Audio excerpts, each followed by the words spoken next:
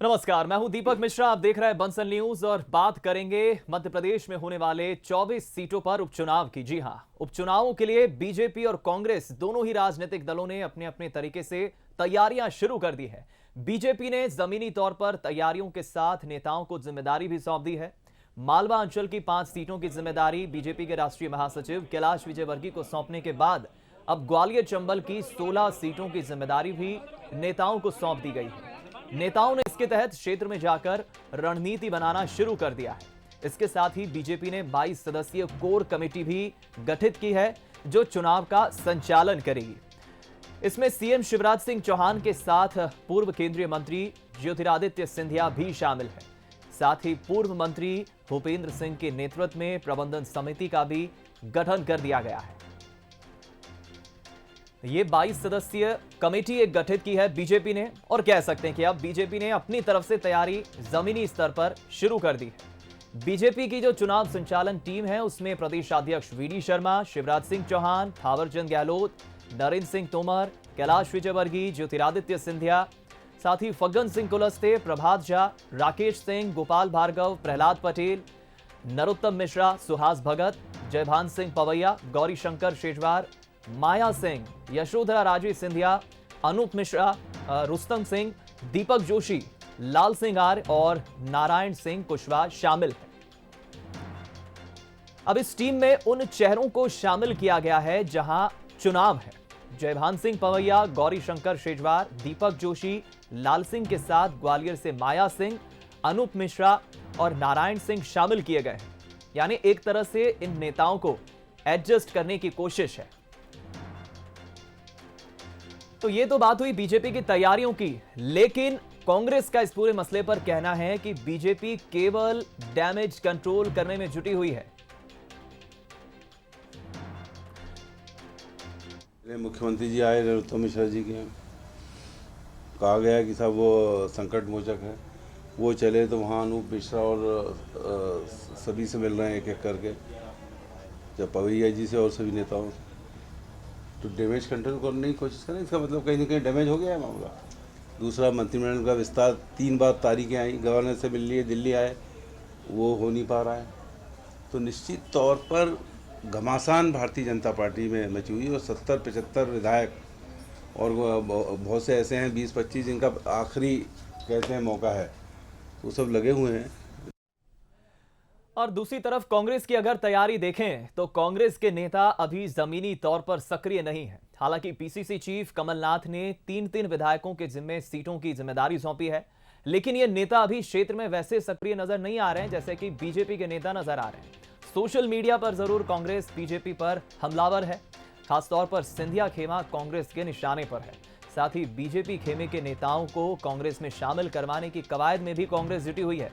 ऐसे में बीजेपी का आरोप है कि कांग्रेस केवल सोशल मीडिया तक ही सीमित रहेगी, जमीनी तौर पर कांग्रेस नाकाम रहेगी। उसको कैसे मालूम? ये तो ट्विटर पे, टीवी पे, पेपर पे चल रही है कांग्रेस। तो सोशल मीडिया से ही चुनाव लड़ेगी कांग्रेस शायद इस बार। फील्ड में तो जाएगी नहीं, फील्ड में जाते भी नहीं है। जब मुख्यमंत्री थे तब नहीं गए, उसके पहले नहीं गए, तो अब क्या जाते। तो चलिए, फिलहाल इस पूरी उपचुनाव की जमीनी जमावट पर हम आज इस मसले पर चर्चा करेंगे और मेहमान जो हमारे साथ इस चर्चा में जुड़ने जा रहे हैं, जो बातचीत करेंगे, पहले मेहमानों से आपको मुखातिब करा देते हैं। हमारे साथ बीजेपी प्रवक्ता दुर्गेश केसवानी जी सीधा लाइव जुड़ रहे हैं। साथ ही बीजेपी के अलावा कांग्रेस से अपना पक्ष रखने के लिए योगेश यादव जी लाइव जुड़ गए और वरिष्ठ पत्रकार राजनीतिक विश्लेषक सुशील शर्मा जी हमारे साथ जुड़ गए। आप तीनों मेहमानों का बहुत बहुत स्वागत है। सबसे पहली प्रतिक्रिया सुशील जी आप ही से लूंगा, क्योंकि 24 सीटों को लेकर, उपचुनाव को लेकर हम देख रहे हैं मध्य प्रदेश में उथल पुथल, राजनीतिक दलों ने तैयारी तो शुरू कर दी है। बीजेपी थोड़ी जरूर एक्टिव नजर आ रही है, बीजेपी के पास चेहरे भी अच्छे नजर आ रहे हैं, लेकिन कांग्रेस पर यह आरोप लग रहा है कि वो सिर्फ सोशल मीडिया तक ही सीमित है। पहली प्रतिक्रिया आपकी इस पूरे मसले पर। देखिए, पहली बात तो है कि जो चुनावी जमावट है, एक तो ये चुनाव जो है आम चुनाव के जैसा ही चुनाव है। इस चुनाव के परिणाम सरकार के स्थिरता और अस्थिरता तय करेंगे। दूसरी बात ये कि चुनावी जमावट बीजेपी का अलग मामला है, क्योंकि वहाँ पर उसके कैंडिडेट पहले से ही तय हैं। जो कांग्रेस से इस्तीफा दे के आए वही चुनाव लड़ेंगे। बीजेपी के लिए सबसे ज़्यादा दिक्कत वाली बात है कि उन्हीं सीटों पर जो हारे हुए उनके जो प्रत्याशी हैं, जो भाजपा के विधायक का चुनाव हारे थे, उनको कैसे एडजस्ट किया जाए, उनको उनमें बगावत जो अगर होने की संभावना तो उसको कैसा रोका जाए। टास्क बीजेपी के लिए बड़ा है। यदि थोड़ी बहुत भी ऐसी बगावत की गुंजाइश होगी तो स्वाभाविक है कि बड़े क्षेत्र में एक बड़े उपचुनाव, क्योंकि 24 सीटों का चुनाव सामान्यतः होता नहीं उपचुनाव, तो अगर हो रहा है तो उसमें बीजेपी के लिए ज़्यादा टफ टास्क है। कांग्रेस के लिए खोने के लिए जितना खोना था कांग्रेस खो चुकी है, और ये 24 सीटों का उपचुनाव 24 ही सीटें कांग्रेस के, उसमें से एक बीजेपी की थी मनोहर ऊंटवाल वाली, बाकी सब कांग्रेस की सीटें थी।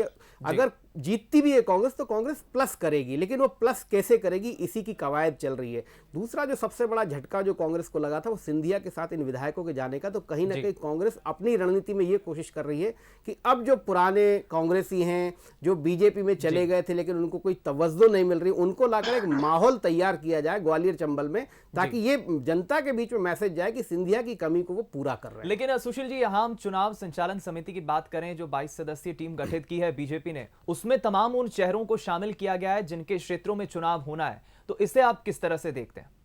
देखिए, चुनाव संचालन समिति किसी भी राजनीतिक दल का एक बहुत सामान्य सा वो प्रक्रिया है जिसमें सारे नेताओं को एडजस्ट किया जाता है। उनमें से बहुत से नेता तो ऐसे हैं जिनको मुझे लगता है कि वहाँ किसी काम की ज़रूरत भी नहीं पड़ने वाली, कुछ नेता ऐसे भी उसमें शामिल किए गए, लेकिन वो पद और कद के आधार पर समितियाँ बनाई जाती हैं। एक उसमें महत्वपूर्ण नाम है कि सिंधिया जी को किस नंबर पर एडजस्ट किया गया है, ये कहीं ना कहीं बीजेपी के कई नेताओं को चुभ सकता है, क्योंकि टॉप के 6 लीडर्स में बीजेपी के वो आए हैं। हालांकि मैं इसको भी माइनस ही मानता हूं क्योंकि कांग्रेस में वो टॉप के 3 लीडर में थे, ये अब टॉप के 6 लीडर में आ गए हैं। लेकिन अगर आप देखें तो ग्वालियर चंबल के सिर्फ नरेंद्र सिंह तोमर ही उनसे ऊपर हैं, बाकी सारे नेता उनसे नीचे आ गए हैं। बाकी तो हम अगर अनूप मिश्रा, शेजवार, इन माया सिंह, इन अगर नामों पर अगर हम देखें तो ये कहीं ना कहीं एक इंडिकेट भी करता है कि इन्हें भी अपनी सक्रियता दिखानी होगी, क्योंकि इन्हीं के क्षेत्रों में चुनाव होना है। देखिए, ये तो एडजस्ट करने वाली बात है। हालांकि बीजेपी में एक सबसे अच्छी बात यह है कि बीजेपी का नेता सामान्यतः बगावत करने की स्थिति में नहीं होता है, क्योंकि बीजेपी के कार्डर बेस पार्टी, और ये भी सबको ये मालूम है कि अगर हम बगावत कर भी लेंगे तो हमारे पास आगे कोई फ्यूचर नहीं है। बस अभी इस वक्त केवल हाल में एक महत्वपूर्ण स्थिति है कि यदि बीजेपी का कोई बागी होना चाहता तो कांग्रेस उसको हाथों हाथ ले लेगी, ये एक महत्वपूर्ण पॉइंट है। चलिए, मैं इस पर प्रतिक्रिया लेता हूं। हमारे साथ 2 राजनीतिक दल के प्रवक्ता भी बने हुए हैं। पहले तो योगेश जी, आप ही से शुरुआत करूंगा क्योंकि सुशील जी की भी हमने बातचीत सुनी। आपकी तैयारियों को लेकर कहीं ना कहीं ये सवाल उठ रहे हैं। बीजेपी भी कह रही है कि सिर्फ सोशल मीडिया तक ही सीमित है, एक्टिव जो धरातल पे जमीनी स्तर पर सक्रियता होनी चाहिए वो कुछ खास नजर नहीं आ रही है। देखिए, तैयारियां 2 तरीके की होती है। एक तैयारियों का दिखावा, प्रदर्शन, और एक तैयारियां के मूल मंत्र के अंतर्गत होती है। मैं समझता हूं भारतीय जनता पार्टी में जो हौच-पाच मची हुई है, जो आपसी एक दूसरे के प्रति अंतरकला, तो वहां दिखावा ज्यादा हो रहा है, चाहे वो कैलाश विजयवर्गीय जी द्वारा हो, चाहे जयभान सिंह पवैया या इनके मध्य प्रदेश के अध्यक्ष के द्वारा की जा रही, क्योंकि भारतीय जनता पार्टी का रूप ही अभी कार्यकर्ताओं को स्पष्ट नहीं हो पा रहा है कि भारतीय जनता पार्टी का कार्यकर्ता किस रूप में अपनी पार्टी को देखे। क्या भारतीय जनता पार्टी को भारतीय जनता पार्टी के मूल तत्व जो आप कह रहे हैं कैडर बेस आधारित संघ के मापदंड पर देखें, या भारतीय जनता पार्टी को शिवराज जनता पार्टी के रूप में देखें, या भारतीय जनता पार्टी को कांग्रेस द्वारा जनित भारतीय जनता पार्टी की तरफ से देखें। और ये प्रश्न हर भारतीय जनता पार्टी के कार्यकर्ता के सामने आ रहा है। अभी भारतीय जनता पार्टी के नेता कहीं पर जाकर प्रचार करने की स्थिति में है ही नहीं। अभी तो वहां पर स्थिति डैमेज कंट्रोल की है, एक विरोध की है, एक अंतर विरोध की है। उनको अपने भारतीय जनता पार्टी के मूल कार्यकर्ता से गुस्से का सामना करना पड़ रहा है। गुस्सा भी किस बात का? गुस्सा इस बात का कि भारतीय जनता पार्टी का एक स्वाभिमानी कार्यकर्ता ये कह रहा है कि कांग्रेस द्वारा पोषित वो लोग जो भारतीय जनता पार्टी में प्रत्याशी बनकर हमारे बीच में आने वाले हैं, हम उनको क्यों स्वीकार करें? उन्होंने कल हमारा स्वाभिमान तोड़ा था, कल उन्होंने हमारा अपमान किया था, हम उनको भारतीय जनता पार्टी का कार्यकर्ता ही नहीं मानते। ये जो हुआ की स्थिति, ये भारतीय जनता पार्टी का अंतरकला है, अंतर विरोध है, और कांग्रेस एक सिस्टमेटिक तरीके से चल रही। हमारे विजन क्लियर है, हमें पब्लिक से नहीं, आप मेरी पूरी बात हो जानी थी, हमें पब्लिक से 2 बातें करना। पहली बात ये कि एक चलती हुई मजबूत सरकार जो मध्य प्रदेश को विकास की तरफ ले जा रही थी कमलनाथ जी के नेतृत्व में, उसको सरकार को ध्वस्त किया गया भारतीय जनता पार्टी की 64 की चाल में खरीद फरोख्त करके। दूसरी बात, कोरोना वायरस जैसे एक जो हमारा आपातकालीन स्थिति रही है, मध्य प्रदेश की सरकार बुरी तरह फ्लॉप रही है। पीपीपी किट में, आटे के वितरण में या आरोग्य सेतु में भारी भ्रष्टाचार हुआ है। इस हिसाब से हम इनसे हिसाब मांगने के लिए तैयार हैं। अभी जहां भारतीय जनता पार्टी खड़ी है वो तो आंतरिक विरोध के अंतर्गत करेगी, जनता के बीच में तो पहुंची नहीं, जनता इनसे सवाल करेगी। और मैं आपको बता देता हूं, इस मुगालते में कभी ना रहे वो 22 विधायक कि हम स्वयं जीत कर आए थे। वो कांग्रेस के बैनर पर जीते थे, वो पंजे पर जीते थे, वो कांग्रेस के सिद्धांत पर जीते थे, गांधीवादी व्यवस्था के कारण जीते थे। अब वो जब जाएंगे बीच में तो उनसे हिसाब मांगेंगे। ओवरऑल योगेश जी, हम तैयारियों की, सक्रियता की या चेहरों की, उम्मीदवारों की हम बात करें आने वाले चुनाव के लिए, तो वो कहीं ना कहीं कांग्रेस की तरफ से थोड़ी कम नजर आती है। बहरहाल मैं लौटूंगा इस मसले पर आपके पास। कैसे कम नजर आती है? मैं लौटूंगा आपके योगेश जी। दिखावा नहीं कर रहे हैं ना, हम दिखावा नहीं कर रहे हैं। मैं लौटूंगा इस मसले पर, हम करेंगे बातचीत आगे। दुर्गेश जी, आपकी प्रतिक्रिया। साफ साफ कांग्रेस कह रही है कि हॉपचॉप मचा हुआ है पूरी पार्टी में और कहीं ना कहीं अंतर विरोध को खत्म करने के लिए सक्रियता नजर आ रही है। देखिए दीपक जी, सबसे पहले तो एक कहावत है कि कुएं में रहने वाला मेंढक कुएं को ही पूरी दुनिया समझ लेता है। वही मेरे मित्र योगेश जी ने बात की कि उन्होंने उस कुएं में रह के इन्होंने ये भी जान लिया कि कार्यकर्ता नाराज है, अनेकों बातें उन्होंने की। पर मुझे लगता है कि कुएं के बाहर निकल के देखो तो दुनिया और बड़ी है और उसको बड़े चश्मे से देखा जा सकता है। आज निश्चित रूप से योगेश जी के चेहरे पे वो साफ दिख रहा है कि कांग्रेस में जैसे सिंधिया जी ने जब कांग्रेस छोड़ी उसके बाद जो हतोत्साहित कांग्रेस के कार्यकर्ता हैं, जो निश्चित रूप से वो बात करने में भी योगेश जी के भाव आ गया। उनको लगा कि सरकार में रहते रहते हम एकदम विपक्ष में आ गए और उनको मुद्दों की चिंता होने लगी। तो निश्चित रूप से मुद्दे भारतीय जनता पार्टी के पास हैं, नेता भारतीय जनता पार्टी के पास है और नियत भारतीय जनता पार्टी के पर दुर्गेश जी, कांग्रेस का कहना है कि कहीं ना कहीं अंतर विरोध बीजेपी के भीतर है, जो चल रही है उसे दूर करने की कोशिश की जा रही है। देखिए, बुरा जो देखन में चला, बुरा न मिला कोई, जो मन खोजा आपना तो मुझसे बुरा न कोई। आप अपने उसके झांक कर देखिए कि आज आपके नेताओं की हालत क्या है। कहाँ सुरेश पचौरी जी दिख रहे हैं, कहाँ दिग्विजय सिंह जी दिख रहे हैं, कहाँ अजय सिंह राहुल भैया दिख रहे हैं। ये सब आपके द्वारा ही मीडिया से सब आ रही है। जो गुटों में बटी हुई कांग्रेस कहते हैं, ये अभी तक, इससे पहले जब सरकार में थे तो बोलते था गुट ही हमारी ताकत है, अगर हम गुटों में बटे हुए यही ताकत है। और आज इनको ये लगने लगा कि भाजपा गुटों में बट गई है। तो ऐसा नहीं है। भारतीय जनता पार्टी का कार्यकर्ता अपने संगठन के साथ खड़ा है। 24/7 हमारा कार्यकर्ता चुनावी मोड में रहते हैं सब लोग। और जब आप चुनाव आते हैं तो निश्चित रूप से चुनाव को चुनाव की तरह से ही लड़ा जाता है। दुर्गेश जी, क्या माना जाए, अभी गृह मंत्री भी चंबल क्षेत्र का दौरा करने पहुंचे कल। ये जो मेल मुलाकातें बीजेपी नेताओं के बीच हो रही है, क्या ये वाकई रणनीति बनाने की तैयारी है, या जो कांग्रेस आरोप लगा रही है कि ये तो डैमेज कंट्रोल की बस एक काम कर रही है बीजेपी? देखिए, डैमेज तो कांग्रेस में हुआ है, अब वो उनसे कंट्रोल ही नहीं हो रहा है। और उसके बाद आप देख रहे हैं कि उनके विचार कैसे कैसे सिंधिया जी के ऊपर और कार्यकर्ताओं पे ये लोग आरोप प्रत्यारोपों की झड़ी लगा के बैठे हैं। और सोशल मीडिया के माध्यम से जनता के बीच में इस कोरोना के संकट में आपको कहीं कोई कांग्रेसी नहीं दिखा होगा। सिर्फ और सिर्फ भारतीय जनता पार्टी का कार्यकर्ता सेवा भाव से राजनीति में आता है और उसने निश्चित रूप से सेवा भी की है। रही बात डॉक्टर नरोत्तम मिश्रा जी की, तो निश्चित रूप से एक सामान्य मुलाकात है। वो वहां से ग्वालियर से 4 बार विधायक रह चुके हैं, फिर दतिया से 3 बार और गुना शिवपुरी का चुनाव भी लड़ चुके हैं। और निश्चित रूप से नेताओं का एक दूसरे नेताओं से मिलना, जब आज वो पहली बार इस कोरोना संकट से निकल के जब जीवन जब पटरी पे आना शुरू हुआ, तो निश्चित रूप से मेल मुलाकात स्वाभाविक है। उनके बीच के हैं वो, उनके साथ सदन में 30 साल का लंबा अनुभव डॉक्टर नरोत्तम मिश्रा जी के पास है। और उस 30 साल के अनुभव में और जो उनके मित्रगण है वो निश्चित रूप से सबसे मिले हैं। ठीक, योगेश जी, आपसे मैं ये जानना चाहूंगा, पहले भी हमारी इस मसले पर चर्चा हुई थी और आपने कहा कि कांग्रेस की पूरी तैयारी है और हर सीट पर करीब करीब 20 से ज्यादा दावेदार हैं। लेकिन हम अगर तैयारियों की बात करें तो पीसीसी में अभी कुछ ऐसी बड़ी तस्वीरें बैठकों की नजर आई नहीं है। अगर एक मोटे आंकड़े पर हम नजर डालें तो कितनी बड़ी बैठकें अब तक नेताओं के भीतर हो चुकी है पीसीसी में, या कहीं अन्य जगह पर बैठकें कितनी हो गई है? देखिए, राजनीति का एक चरित्र दिखावे का होता है और एक कर्मशीलता का होता है।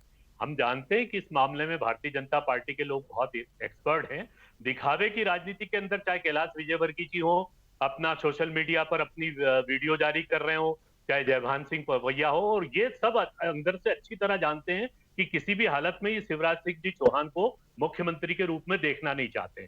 दूसरी बात कुएं के मेंढक की, तो मैं 22 विधानसभा की स्थिति में भारतीय जनता पार्टी की अंतर कला का विश्लेषण अभी आपके सामने कर सकता हूं। बानगी के रूप में सिर्फ हाट पिपलिया में दीपक जोशी का और कैलाश विजयवर्गीय का संवाद देख लीजिए।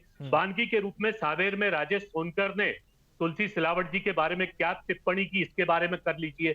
करेरा में हो, कोलारस में हो, मुंगावली में हो, अशोकनगर में हो, ग्वालियर क्षेत्र हो, जितने बदनावर क्षेत्र हो, इनके अंतर जो मेरा योगेश जी से निवेदन है, ये सब चीजों को देखते अगर आप देखेंगे योगेश जी, आप तो अपनी पार्टी की चिंता करिए। आज पार्टी खड़ी कहाँ है? आपके मुखिया कहीं दिख रहे हैं? आपको आपके कहीं पे दिख रहे हैं?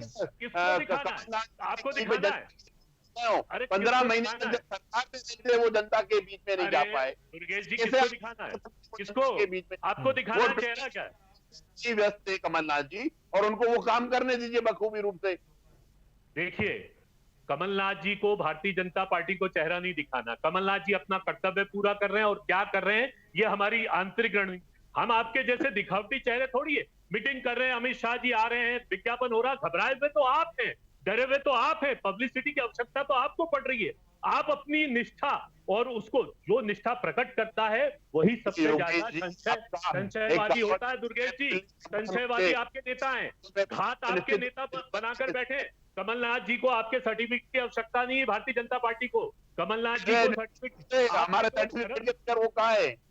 अरे जी ने क्या 15 महीने में आप कौन सी उपलब्धि लेके जाएंगे मध्य प्रदेश को?